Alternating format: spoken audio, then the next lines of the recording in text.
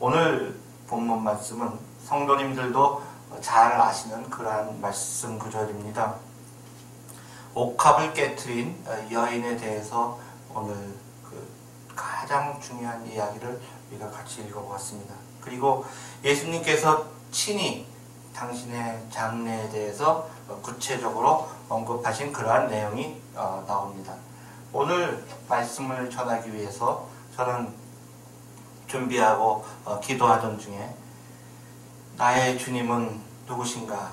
그리고 나는 어떤 삶을 살아야 하는가? 라는 그 말씀에 대해 생각나게 하셨고, 그리고 그 말씀을 준비하게 되었습니다. 이 시간에는 나의 주, 나의 하나님이라는 제목으로 은혜를 나누고자 합니다. 지금부터 약 한 달 전에 버지니아 지역에는 눈이 왔습니다. 많은 눈이 온 것도 아닌데 굉장히 큰 혼란이 있었죠. 이미 일기예보도 있었고 또 정부에서도 많은 준비를 하였었습니다. 왜냐하면은 그 전해 1년 전에 눈이 왔었는데 굉장히 많은 눈이 왔었어요.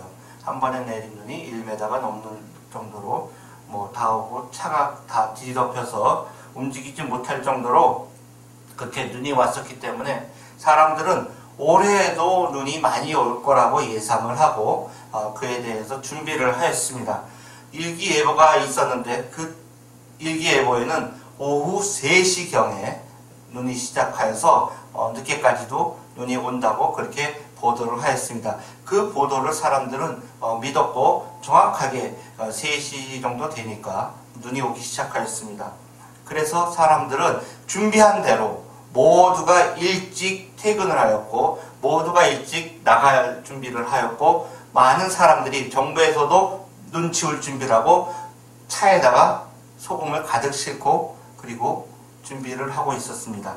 그런데요, 너무 준비를 잘한 그 결과로 차들이 일찍 나와서 눈이 쌓이면 치우고 그 다음에 다녀야 하는데 그 치울 겨를도 없이 온통 길이 꽉 막혀 있었고 그 온 눈으로 인하여 차들은 오도 가도 못하는 그러한 상황이 되었던 것입니다.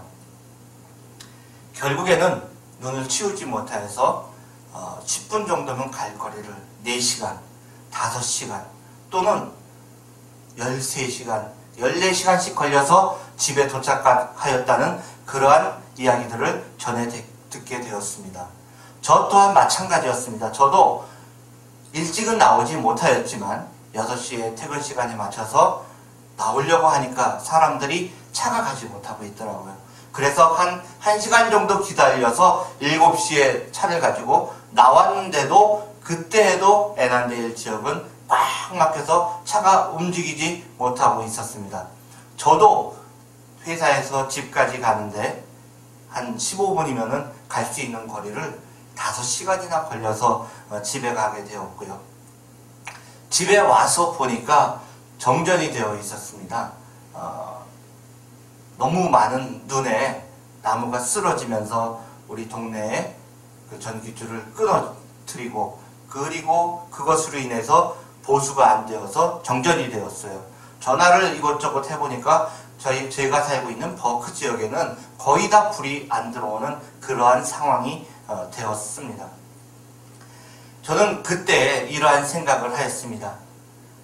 이 버지니아, 미국, 페어팩스 카운티라는 이곳이 미국에서도 전 세계에서도 가장 잘 사는 이 미국에서도 또 가장 잘 사는 동네라고 하고 또 가장 준비가 잘 되었고 모든 것이 완벽하게 되었다고 하는 이 페어팩스 지역도 이렇게 하나님께서 한번 눈을 조금 내려서 우리의 생활을 마비시킬 수가 있는데 우리가 어떤 생각을 가지고 살아가냐, 어떤 마음을 가지고 살아가느냐 이러한 생각을 하게 되었습니다.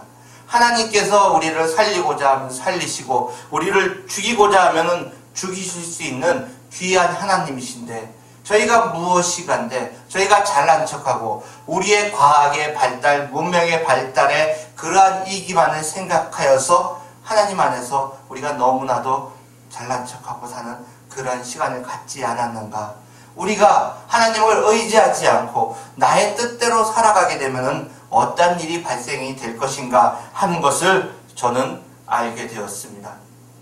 하나님의 의지대로 이 모든 것이 이루어져 나갈 때 우리는 하나님께서 어떻게 우리에게 은혜를 내려주시고 어떻게 우리에게 축복을 하여 주시고 어떻게 우리의 삶에 영향을 끼쳐주는가 하는 그러한 것을 저는 생각을 하게 되었던 것입니다. 저희 가정도 그날 이후로 이틀 동안 집에서 자지 못하고요. 다른 저희 친척 집에 가서 잠을 자게 되었습니다. 그리고 그 다음에 집에 불이 들어온 것을 알고 집에 들어온 그러한 일이 있었던 것입니다. 그때 하나님 아버지 얼마나 감사합니까? 하나님 아버지 앞에 영광 돌리고 하나님 아버지의 뜻대로 살겠습니다. 하나님 아버지께서는 위대하시고 전능하시고 우리를 창조하시고 이 세상 만물을 컨트롤하시는 그러한 귀한 하나님이라는 것을 다시 한번 알게 되었던 것입니다. 하나님은 사랑의 하나님이십니다. 그렇지만 하나님은 심판의 하나님이신 것도 우리는 알게 되어야 합니다.